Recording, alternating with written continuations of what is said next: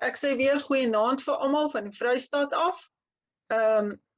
Ek hoop dat julle almal welkom voel, want julle weet ons is baie gasvrye mense hierso. En baie dankie dat julle hier is vir ons taaklede, maar ook mense van oor die hele land. En baie dankie ook aan Pat. Sy het lank al hierdie navorsing gedoen, en toe ons beplan het vir verlede jaar, vir die herdenking van die 1820 settlers, was dit nog altyd die plan dat sy Oktober maand hierdie praatjie sal lewe. En julle weet toe nou almal wat gebeur het, die pest en plaat ons oorval, maar nou is ons daarom hierso. En ek moet sê, ek het deur die ding gewerk en dit is my geweldig interessant, goed wat ek glad nie geweet het nie. En soos sy sê, sy's nie 'n genealoog nie, sy's 'n geskiedkundige, baie hoog in die geskiedenis. So ek dink ons kan dit almal baie geniet. Baie dankie. Ek sien Bertie is ook hierso. En dan gaan ek nou skuif en ek gaan share screen en ek gaan vir Pat gee. I must say I feel a little strange speaking in English, even if it is my home language, because ons praat altyd Afrikaans, even die Vrystaat, maar ek is opdrag gegee om dit in Engels te doen, so ek hoop mense gee nie om nie. As Jo mentioned, some time ago, probably 20 years ago, when we were living in Grahamstown, now Makande, I was doing some historical research on some of the women in the East, some of the women pioneers of the Eastern Cape. And I think somebody at the Corey Library at Rhodes University suggested to me that I might be interested in doing something on this lady, Mary Elizabeth Barber. Now, I don't know about you, but I had never heard of her before. And it's a great shame because, as you'll see, she's actually a very interesting woman. She came to South Africa from England with her family, who were 1820 settlers, when she was a toddler of about 2. Her father, Miles Bowker, was a sheep farmer who had a wool processing business in South Newton in Wiltshire.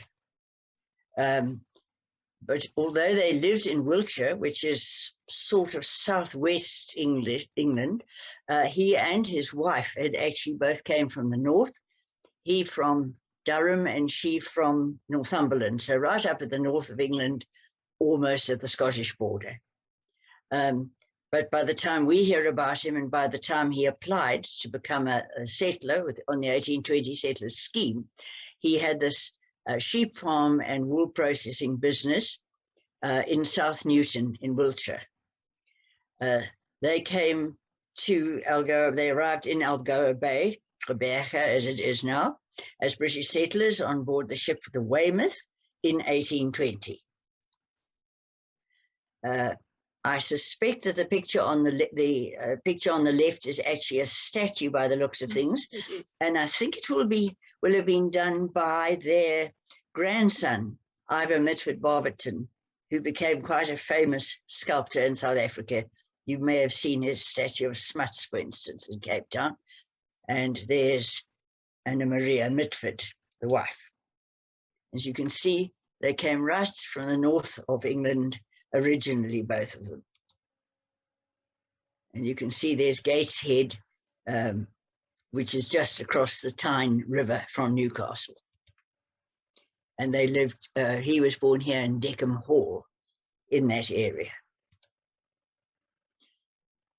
Miles Bowker was interesting in that he wasn't a typical 1820 settler. As we know, most of the settlers were young, and they were fairly poor. Very few of them had any farming experience. Most of them were urban artisans or workers. So he was from a slightly higher social class, more of a gentleman farmer.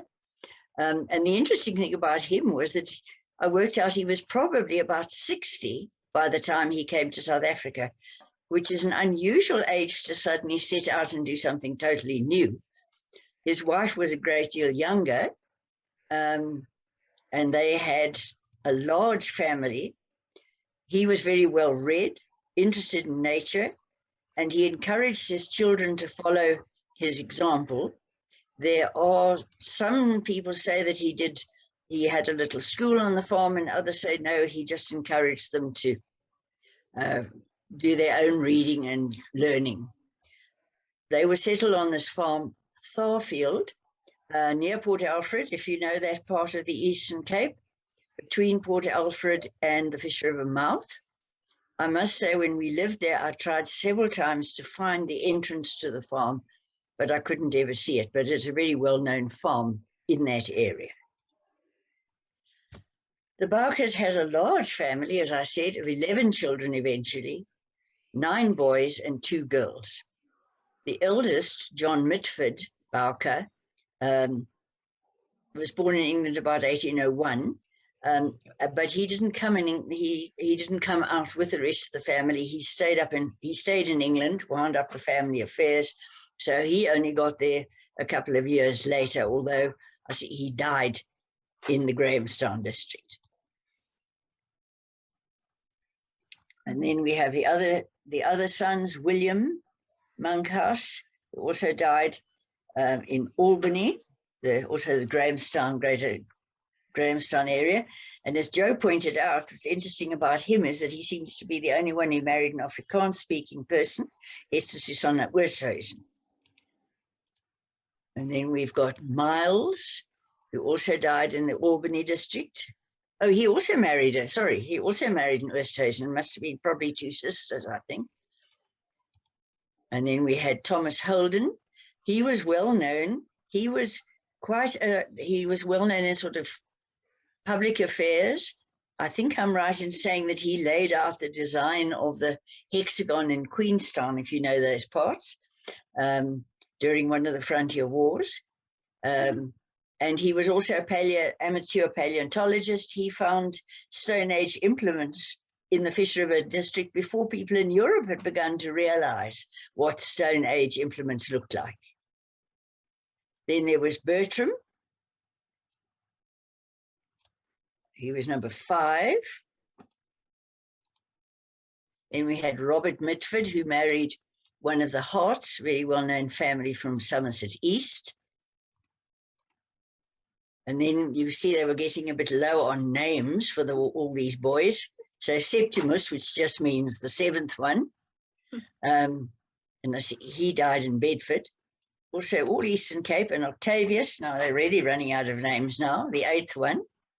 But interesting that he actually died on a farm in the Zastron district, so nearer to us in the Free State.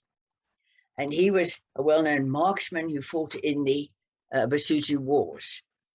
Then number 9, and the first girl, was Mary Elizabeth, the one we're talking about, who was born in 1818, died in 1899, and she married somebody called Frederick William Barber, whom I'll talk about in a moment. And then when they came out, presumably Mrs. Bowker was obviously pregnant on board ship, because she gave birth to this Anna Maria, who was born on board ship on the day the ship got into Cape Town. So I suppose, technically speaking, you could say Anna Maria was the first South African-born member of the family. And then the last one, who we'll hear a bit about just now, was the youngest of the family, number 11, James Henry Bowker, who was a farmer, he was a soldier, he was a civil servant, he was a naturalist, and he was obviously quite a character. I'll tell you about him in a moment.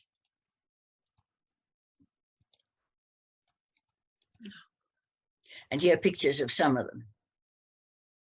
All have very luxuriant beards, most of them. And now you can see what all the sons look like.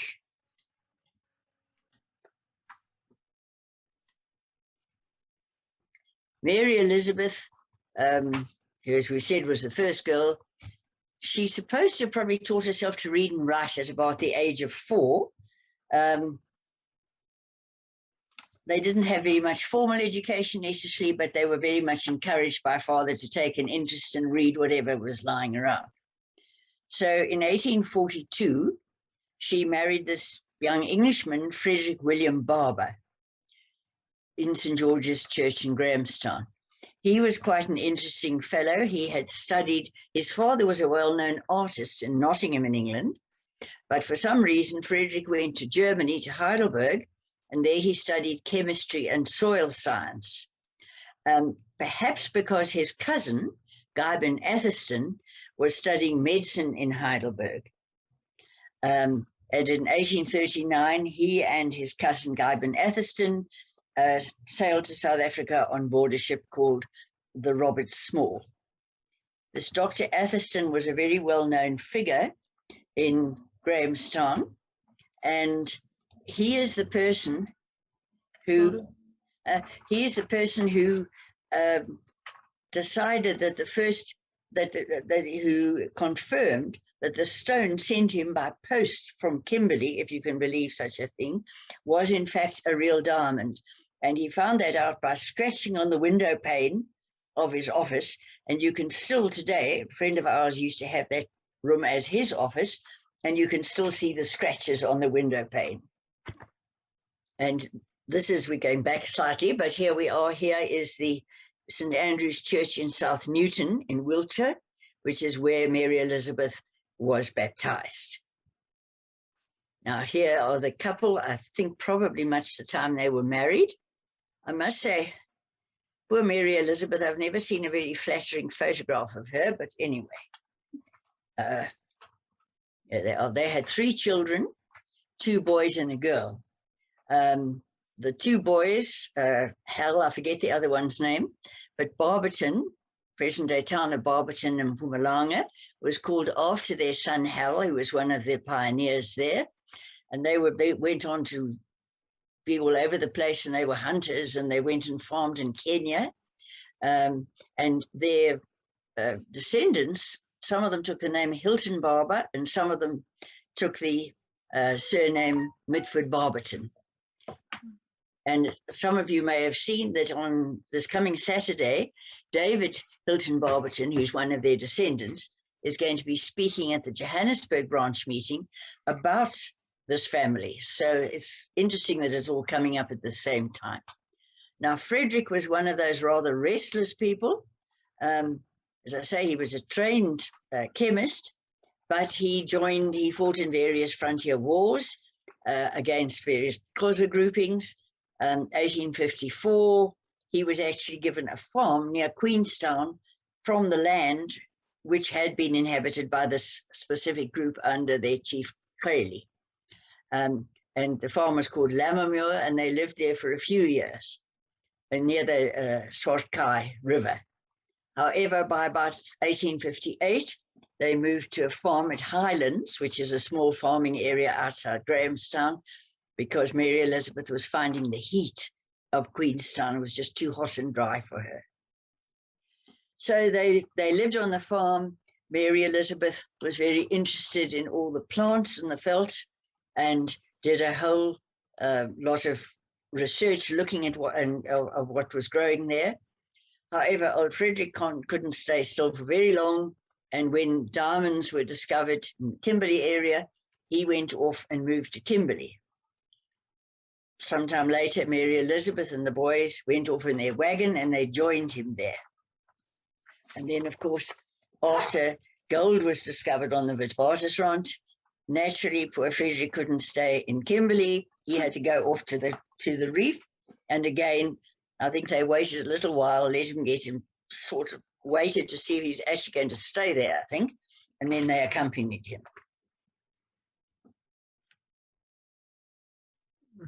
This was, of course, a time, yes, well, in Kimberley, Mary Elizabeth entertained a number of visitors, including Cecil John Rhodes, the big game hunter, Selous, and Sir Henry Berkeley, who was governor of the Cape at the time.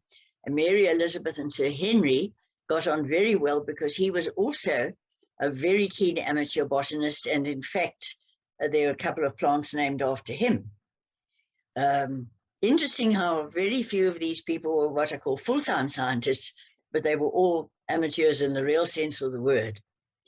Mary Elizabeth also painted various scenes of everyday life, and she published a little volume of poems. So she certainly didn't waste her time when she was there. And she also did some research into the Stone Age implements she found in that Kimberley area. So, as I said, while her husband was wandering, she and her children stayed on the farm. She continued to take a keen interest in the natural environment and especially in the plants that were on the farm. This was a time where there was a tremendous amount of interest in science and new discoveries in Britain and Europe, and Mary somehow got drawn into this. There was a botanist called William Henry Harvey, who was based at Trinity College, Dublin in Ireland. He was working on a botanical book called The Genera of South African Plants, which was published in 1838. Somehow Mary came across a copy of this book and she borrowed it, and she was so interested in it, and she wrote to Dr. Harvey. She said, "At all times, in peace and in war, botany has been one of my greatest pleasures. Often when we've been driven away from our homes and had them burnt, and so we had nothing to shelter us but a wagon for months, then botany has been my remedy to drive away care. Anything I can do to assist you by collecting plants is only repaying the debt of gratitude I owe you for the value received." Well, Dr. Harvey took her up on this offer. Over a very long period, I think about 30 years, she went on supplying him with plants. She became one of his main suppliers. She helped him name and classify about 1,000 species, which sounds amazing. She said that if flowers were too tall for her to reach, as in the tree aloe, she said she obtained some specimens by shooting off their stems with a rifle bullet.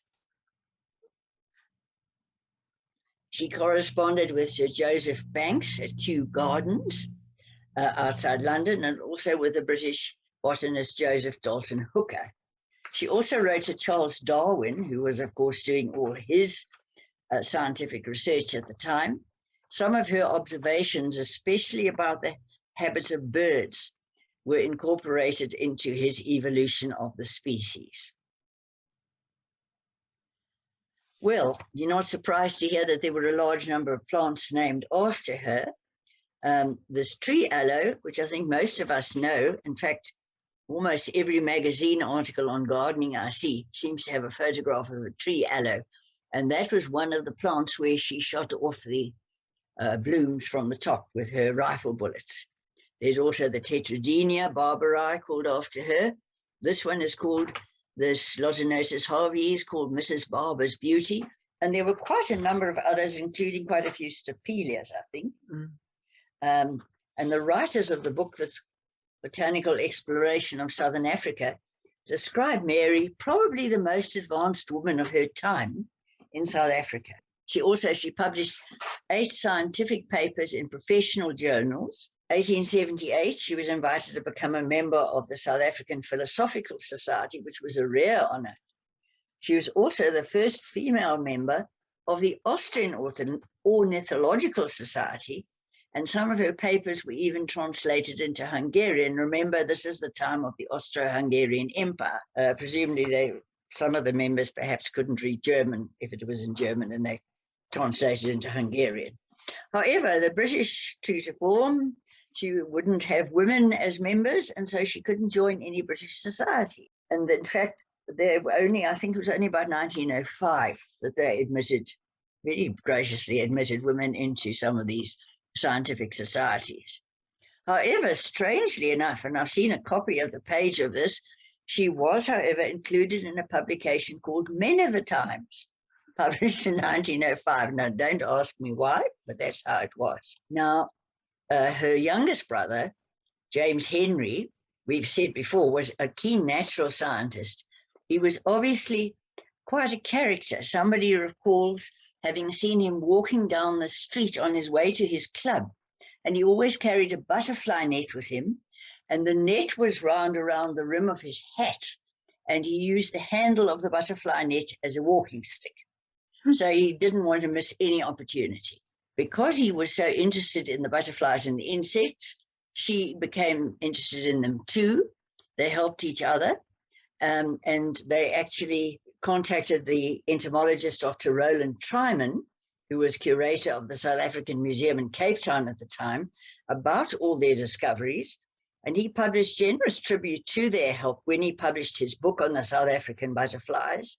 And so some of these butterflies were named after the brother and sister. You can see Bowker's blue, Pterucus bowkeri, and this other one. But there were actually a number of butterflies that they discovered between them. Here's a rather nice picture of them sitting on the stoop somewhere, I think in Kimberley, probably. There's Mary Elizabeth. They think it's probably Thomas Holden, the middle one, her older brother, and James Henry Bowker, and true to form, what is he clutching? A butterfly net.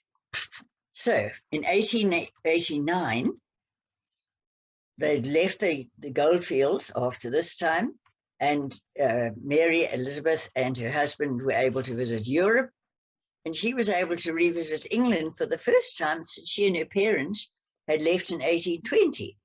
She was able to visit Kew Gardens to meet various scientific friends. It must have been a great thrill for her, especially as she and her brother had sent many plants to Kew over the years. Then they returned to the farm near Grahamstown and stayed there until Fred died in 1892. Thereafter, Mary lived with her sons who were in Johannesburg, but during the cold winter months, she used to go to Natal and visit her daughter who was living in Pietermaritzburg and her brother who was living near Durban. On a visit to her daughter in Pietermaritzburg in 1899, she fell ill and died there at the age of 81. She is buried in the Commercial Road Cemetery in Pietermaritzburg. And I must just mention that I used to drive past the Commercial Road Cemetery every single day of my school days to go to school. And of course, I'd never heard of Mary Elizabeth Barber or Mary Elizabeth Barber at that stage. And of course, now one regrets that. So there's a picture of her where the writers of that book describe her as probably the most advanced woman of her time in South Africa. After her death, many of her paintings and other treasures were given by her children to the Albany Museum in Grahamstown. Unfortunately, a large number of them were destroyed. They had a very bad fire there in the 1940s, and a number of the paintings and the other artifacts that the museum had been given were destroyed. When I was in Grahamstown, I asked the person in charge of the Albany Museum if I could see some of the paintings that were left. But she told me that they were sitting in the safe and it was all very difficult to open the safe and so on and so forth. So unfortunately, I wasn't able to see them. And I wouldn't like to comment on what the situation is now. I've no idea. I haven't been there for a number of years. But I hope you've enjoyed hearing a little bit about her, because she is really a very remarkable woman, and I'm really sorry that we haven't ever really heard more about her. I'm particularly interested in research on women because they're the ones, like the servants and the various helpers of various kinds whom we don't learn about. And that's why I think it's fun to hear, not that we enjoy hearing about the men but they were well known, but we don't often know what was the role of the others. I heard a very fascinating speaker once saying, we've all seen photos of David Livingstone with his porters, and we know about David Livingstone, but what was the story of the porters? And, you know, he had actually done research on those people. And I think that, to me, is one of the things that I've enjoyed the most about Mary Elizabeth Barber. Thank you. Baie dankie julle almal en baie dankie Pat. Dit was baie navorsing en baie werk. Dis baie werk om al hierdie inligting te kry uit baie verskillende bronne. En dit was baie lekker om daarna te luister. Ek dink ons het almal ietsie geleer. Ek dink 'n mens moet meer 'n bietjie uit jou comfort zone uitgaan om 'n bietjie meer interessante goed op te kry.